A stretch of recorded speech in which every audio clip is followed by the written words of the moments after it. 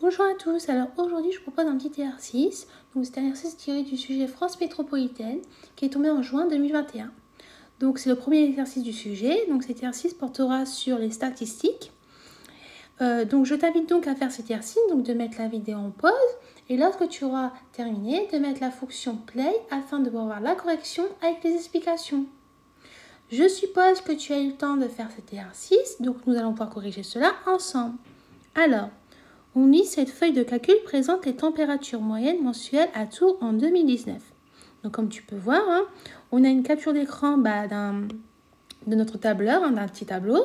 On voit qu'on a les mois, on a les températures en degrés Celsius. On voit bien que pour chaque colonne, ça correspond à la moyenne par rapport au mois, donc la moyenne de la température en degrés Celsius. Donc ici, à la première question, on dit, d'après le tableau ci-dessus, quelle a été la température moyenne à Tours en novembre 2019 ? Là, comme tu peux le constater, donc c'est juste une lecture de tableau que tu dois faire pour pouvoir déterminer la réponse à cette question. Donc là, on veut pour novembre 2019, donc tu vas dans la colonne de novembre, on voit que novembre, c'est ici, d'accord ? Et on voit que la température en degrés Celsius est de 8,2. Donc ça veut dire quoi ? Ça veut dire que la température moyenne à Tours en novembre 2019 fut de 8,2 degrés Celsius. Donc, on va noter tout ça. Alors, la température moyenne à Tours en novembre 2019 fut de 8,2 degrés Celsius. D'accord ? Ensuite, la question suivante. On nous dit déterminer l'étendue de cette série. Comme tu sais, pour déterminer l'étendue de cette série, tu dois faire le maximum moins le minimum. Donc, on va déjà écrire l'étendue égale. Donc, c'est ce qu'on a fait tout à l'heure. Donc, la plus grande valeur ici dans notre tableau, comme tu peux le voir, c'est 22,6. Notre plus petite valeur, comme on peut le voir ici, c'est 4,4. Donc, on va faire 22,6 moins 4,4 et on va trouver 18,2 degrés Celsius. Donc, ça veut dire quoi ? Ça veut dire que l'étendue de cette série est de 18,2 degrés Celsius. Donc, on va écrire tout ça. L'étendue de cette série est de 18,2 degrés Celsius. Ensuite, la question 3. On nous dit quelle formule doit-on saisir en cellule N2 pour calculer la température moyenne annuelle. Donc comme tu peux le voir, N2 c'est ici. Donc en fait sur tableur, il existe une fonction qui s'appelle moyenne.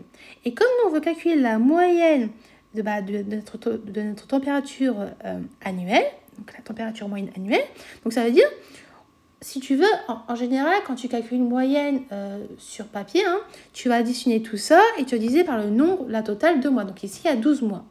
Mais là, comme je viens de te dire, il existe une fonction moyenne sur tableur. Donc tu vas écrire égale moyenne. Donc ton mois de départ, c'est en janvier. Et donc on voit bien que notre première valeur se trouve en B2. Et notre dernière valeur, c'est au mois de décembre. Et on voit bien qu'elle est placée en M2 parce que c'est ici. Donc, ça veut dire que tu vas faire la moyenne de B2 à M2. C'est-à-dire que tu vas prendre toutes ces valeurs qui sont ici. Donc, la formule que tu dois saisir, la formule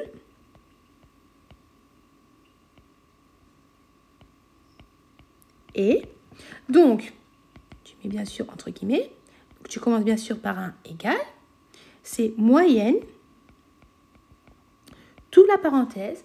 Donc, comme je t'ai dit, on commence à B2 et on va calculer jusqu'à M2. Donc là, c'est la formule que tu peux saisir dans la cellule N2 pour pouvoir déterminer la moyenne sur l'année.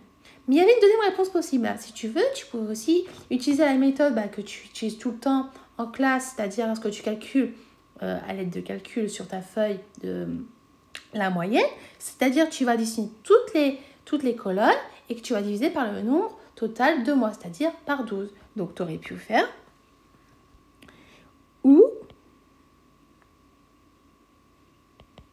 et là, tu aurais mis. Donc, là, on ouvre une parenthèse. On va faire P2 plus C2 plus D2 plus E2 plus F2 plus G2 plus H2 plus I2 plus J2 plus K2 plus L2 plus M2. Tu fermes ta parenthèse et bien sûr le tout divisé par 12. Donc là, c'est encore une deuxième réponse possible, d'accord? Donc les deux sont corrects. Voilà. Alors, ensuite, la question suivante. On nous dit, vérifier que la température moyenne annuelle est de 13,1 degrés Celsius. Donc là, ici, tu vas devoir calculer la moyenne. Donc comme tu fais d'habitude en classe, donc tu vas dessiner tous ces résultats-là. Tu vas devoir ensuite diviser par 12 parce que 12, ça correspond au nombre total de mois en une année. Comme tu sais, il y en a 12. Et tu vas trouver la moyenne annuelle. Donc, on va écrire moyenne annuelle égale. Donc là, si on additionne, ça nous fait, je vais effacer tout ça pour que ce soit plus clair, ça nous fait 4,4 plus 7,8 plus 9,6 plus 11,2 plus 13,4 plus 19,4 plus 22,6 plus 20,5 plus 17,9 plus 14,4 plus 8,2 plus 7,8. Le tout divisé par 12. Donc bien sûr, là, au niveau du numérateur, donc j'ai noté comme ça parce que j'avais plus assez de place. Mais normalement, tu dois mettre tout sur la même ligne, d'accord? Ensuite, ça te fait moyenne annuelle égale. Donc là, quand tu additionnes tout au niveau du numérateur, ça va te donner 157,2. Donc bien sûr, le tout divisé par 12. Et donc, à l'aide de notre calculatrice, bien sûr, on va trouver 13,1. Donc ça veut dire quoi? Ça veut dire que la température moyenne annuelle à Tours en 2009 était de 13,1 degrés Celsius. La température moyenne annuelle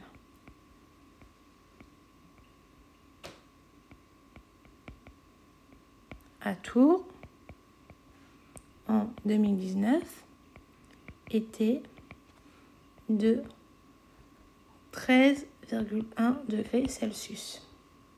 D'accord? Ensuite, la question d'après. On nous dit, question 5, la température moyenne annuelle à Tours en 2009 était de 11,9 degrés. Donc ça, c'est une information importante. Donc là, on sait qu'en 2009, ça fait ça. Le pourcentage d'augmentation entre 2009 et 2019 arrondi en unité est-il de 7%, 10% ou 13%? Justifiez la réponse. Donc là, on va devoir calculer le pourcentage d'augmentation de la température qu'il y a eu entre 2009 et 2019. Comme on sait, en 2009, il y avait 11,9 degrés et on sait qu'en 2019, on avait 13,1 degrés parce qu'on vient juste de le calculer à l'instant. Donc pour cela, comme tu sais, pour calculer ce pourcentage, on va devoir faire quoi? On va faire 13,1. Pourquoi? Parce que c'était en 2019.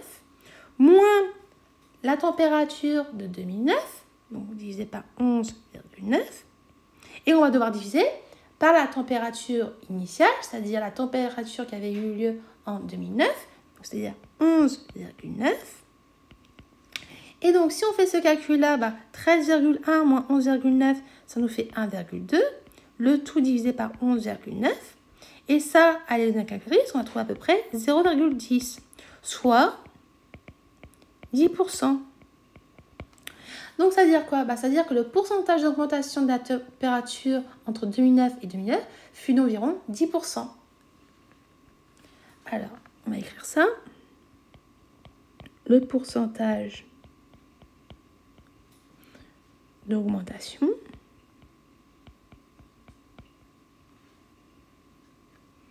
de la température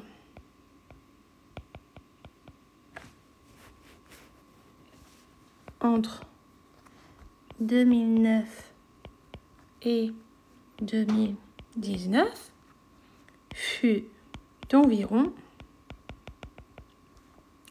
10%. Et bien sûr, on l'arrondit à l'unité, à 1% près. D'accord? Ensuite, si tu veux, par exemple, si tu ne te souvenais plus de cette méthode-là, supposons, tu aurais pu aussi calculer d'une autre façon. Comme tu sais, une augmentation de 10%, c'est comme si tu allais multiplier ta température initiale, donc c'est-à-dire ta température de 2009, par 1,1. Donc si par exemple tu aurais fait 11,9 fois les 1,1, et si tu trouvais les 13,1 degrés, ça aurait dit, ou approximativement 13 degrés, ça veut dire que ça aurait été une augmentation de 10%. Si par exemple tu aurais fait pareil là pour 7%, tu aurais fait 1,07 fois les 11,9 degrés, logiquement tu n'aurais pas trouvé à peu près 13 degrés, donc tu aurais conclu que ce n'était pas 7%.